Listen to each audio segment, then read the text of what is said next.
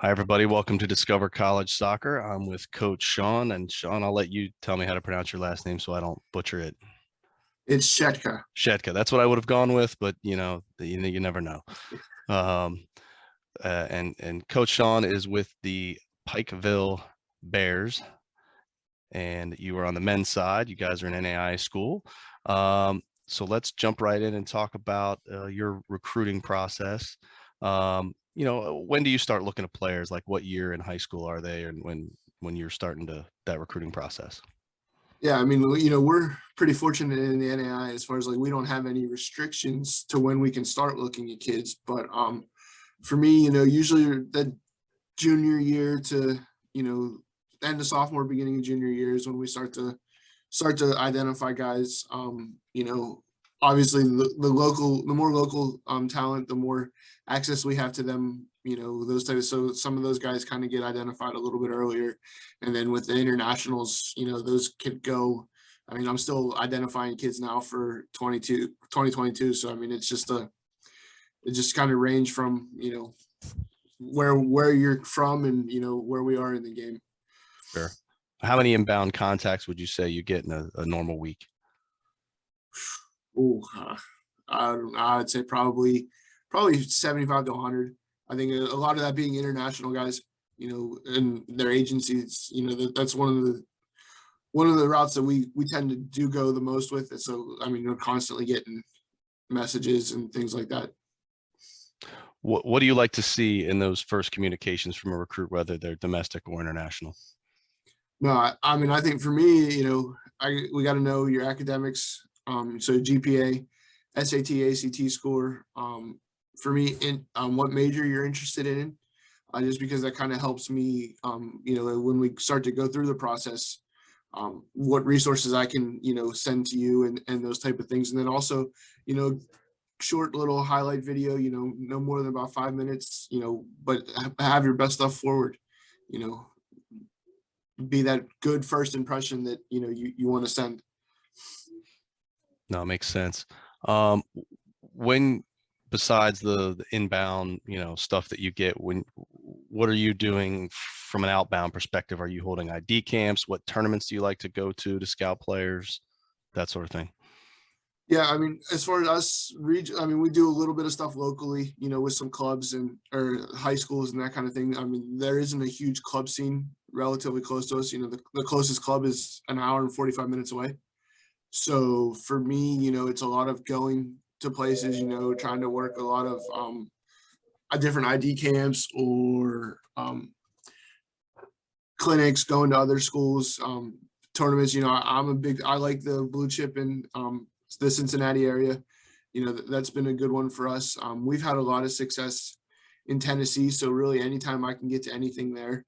I mean, it's just the Memphis area has been good to us lately, so those are two real main areas for me. And then I mean, I have a Pittsburgh connection as that's where I'm from, so I mean, anytime I can go back to that area, is good as well.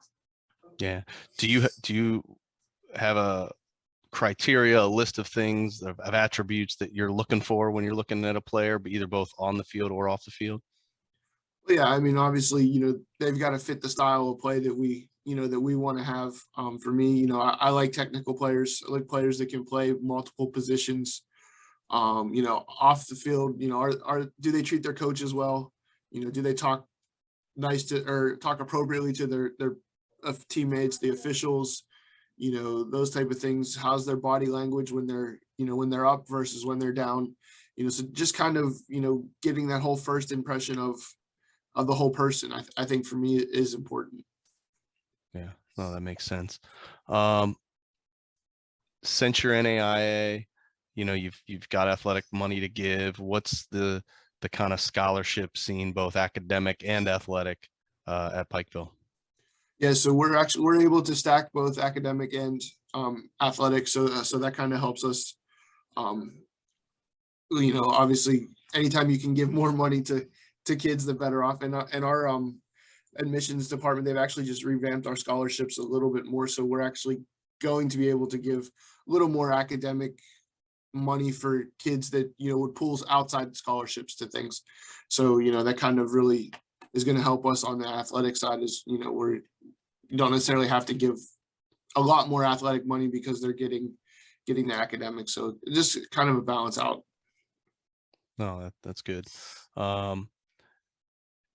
You mentioned, you have strong international interest in the school. So Mhm. how do international students, transfer students, and walk-ons kind of figure into the whole scenario for you? Yeah, I mean, international students for us on the men's side is about 50 to 70% of our roster. Wow.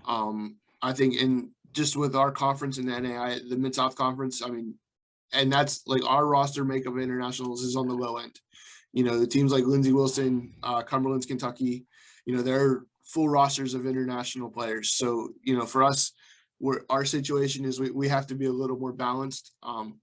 So for me, it's, whether it's an international kid as a freshman or an international kid coming from a JUCO, or even an American kid coming from a JUCO, we're just trying to find the best players that fit, our program, our profile, and allow us to have an opportunity to compete. Yeah.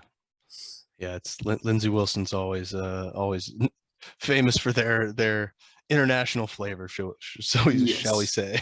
Yes, and I mean, but as a coach, though, you know what? I pride myself on. I want to go against the best. Yeah. So to be able to compete in our conference is really something that I enjoy and I look forward to. And I think it's made me a better coach, but also it makes us a program. It makes our program better. Yeah, for sure, for sure. Well, let's talk about the school a little bit. There's probably a lot of people not familiar with Pikeville, Kentucky. Yeah. We used to vacation down in Lake Cumberland, several hours to the west. But Mhm. tell us about the town, the school. What is it that's awesome about the school that I'm not going to find by clicking on the website? No, I think Pikeville it's a small town in eastern Kentucky in the Appalachian Mountains. The town itself is about 4,000 or 5,000 people. On campus, we are probably the smallest school to have both an optometry school and an osteopathic medical school on our campus. So the science majors here are very, very strong. We actually have a kind of not an official relationship, but most of our kids that come through the biology programs and those things that want to get into the med school are kind of the ones that get first in line with that. So like that's a huge draw. We have a pretty good relationship with the Pikeville Medical Center, the big medical provider in the region. We just announced a bunch of different things as far as to help nurses, to get nurses, but also help our students graduate debt free and things like that. But for me, it has this home feel to it, and like I don't know how to describe it, but I mean I'm not originally from here, but like it just feels like home. The people here are so nice. They're so genuine with you. They really take an interest in what our students are doing on campus and in the community and things like that. So it really has this connected feel to it, which I mean it makes it hard to leave. Our kids, they joke all the time. They're like, especially our international kids, like they get here and then it's like they don't ever want to leave. There's all like, Coach, how can you help me stay here? How can I stay here? And sometimes we can make it work and sometimes we can't. But I think it's that environment where it's not too small, but it's not too big, where like everyone feels part of something when they're here. That's fantastic. So, obviously kids are there for more than just soccer. So you talked about the academics. How do students specifically at your school balance that, the academic side with the athletic side? What support systems are there that your school that help kids with that? Yeah, and I think our school does a really good job because the majority of our undergrad students are athletes. So most of the professors they're pretty understanding with how the travel and those type of things are. So a lot for our kids, for example, I can speak mostly. We have a lot of business guys, so most of their classes are in the morning. The professors are always available. We have a very good student success program here, where they do a first year experience. They're assigned a mentor and those type of things, but then they're constantly checking in on our kids. For example, like for us, I've had a kid that's he's been out this semester. He's had some medical issues and things, but there's always someone that's been in contact with him, whether it's his advisor, whether it's professors, myself as the coach, his teammates, but also just other people on campus, just to really create that family environment where, even though this kid is 3 or 4 hours away, he still feels like he's part of the program and part of the university, and making sure that he doesn't slip through the tracks. So, No, I think for that, like, that goes back to that home environment here, that I think our school's done a really good job of creating that, so kids are comfortable here. no, that's good. You mentioned travel. What does your normal travel for games look like? Your conference radius, where, what's that look like? Yeah, so the Mid-South Conference for us is pretty much the state of Kentucky, South Ohio, to Shawnee State, and then into Tennessee, as far west as Memphis, with UT Southern, Bethel, Freed-Hardeman, Cumberland University. So, we sometimes spend a good 5-6 hours on a bus. But anything like that, we do take a bus, try to go a little bit earlier, whether it be a day or day and a half, things like that. But then also the more local schools, we do travel in vans, but it's part of us, because our conference requires double headers. So sometimes, we're in that transition of, with the staff. Before we were, when I was an assistant coach, I was an assistant for the men's and the women's. So, like, the kids didn't have a choice. Like, we all had to go, for that same time. So, the guys, for example, right, if they play the second game, you're killing 3 hours just before you even start to get into that mindset of it's time to play. So, kind of experimenting with some things with, maybe now that the set programs are separate, when the girls go, maybe we don't leave as the guys don't leave till a little bit later, just to try to keep them, make the travel less as inconvenient as possible. Yeah, that makes a lot of sense. So besides the games, let's talk about just a normal day. So if it's during the season, what does a player's day look like from the time they get up to the time they go to bed? Yeah, so during the season, if we have training, it just depends the day of the week. But most classes 8 to 4. Some we do lift during the season. So our strength conditioning program, this past season, it was in the evening before training. But now we just hired a strength and conditioning coach here in our department. So it's kind of, I would imagine in the fall, it'll be a little bit more different from whenever we did it this past year. But so it could be anywhere during the day or early morning. We'll go and train in the evening, usually from about 6 to 8, just depending on our field availability. As we share with the women's team, and we have a football team here, so those type of logistics. But then study hall usually 2 days a week. But training, it could be an hour training, hour and a half, just depending on where we are in the season. I'm big on using video, so like we get more involved with that as the season goes on, just to try to save the legs and those type of things. So it could be half-hour video before training, and then get out there and do what we need to do and move on. We're talking in the spring, so what does your off-season program look like? Yeah, so very similar. We're 5 days a week with some type of activity. They lift 2 days a week, and then we train 3 days a week right now. And then we played an indoor tournament at the end of February down at Tusculum, which was a great experience for our guys. And then we'll play 2 games in April. So we're kind of trying to want to balance, to give them the opportunity to be students, and experience the things that they usually miss in the fall with us traveling and those type of things, while still getting the most out of our sessions. So for me, like, this is the first spring I've had with them, because we played our conference season last year in the spring due to COVID. So, for me, it's really important to make sure we're laying the foundation of how we want to play, and just getting the cultural things right.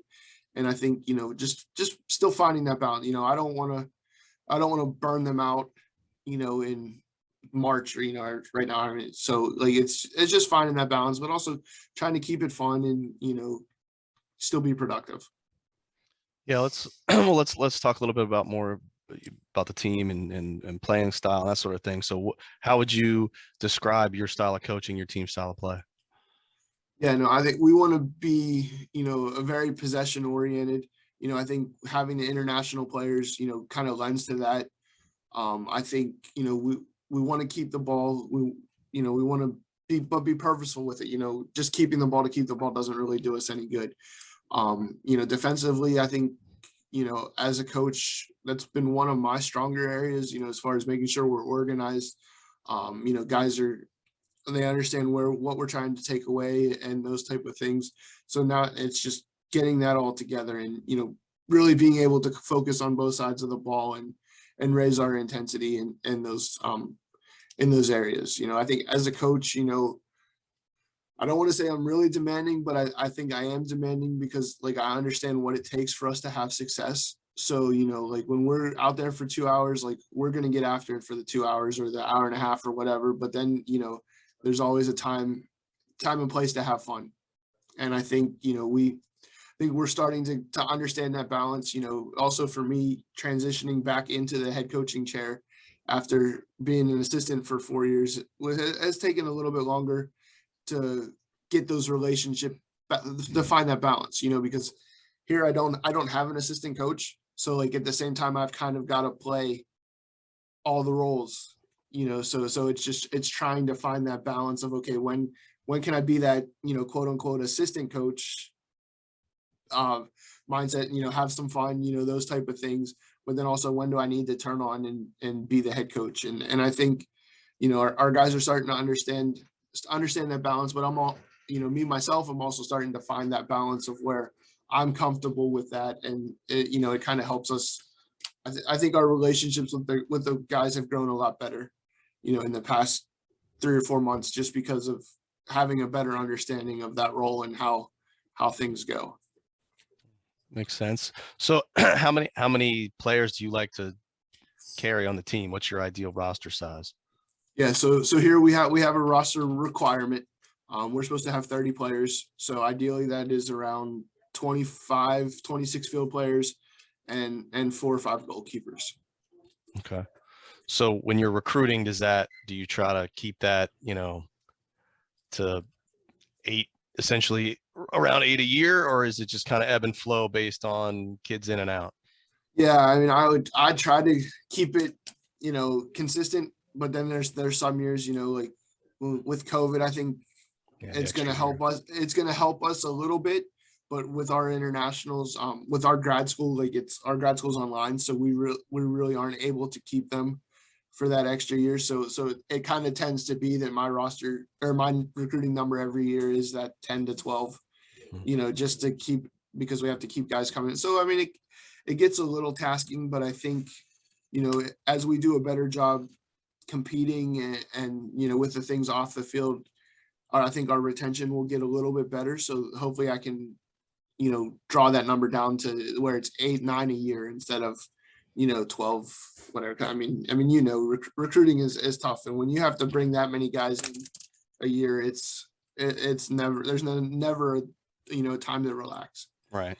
Well, and I'm assuming for you, even I always ask this question, but everybody has the same answer, but I ask it anyway. If you're a freshman though coming in, are you fighting for time right away? You'd like to ease people in. How does that work at your school?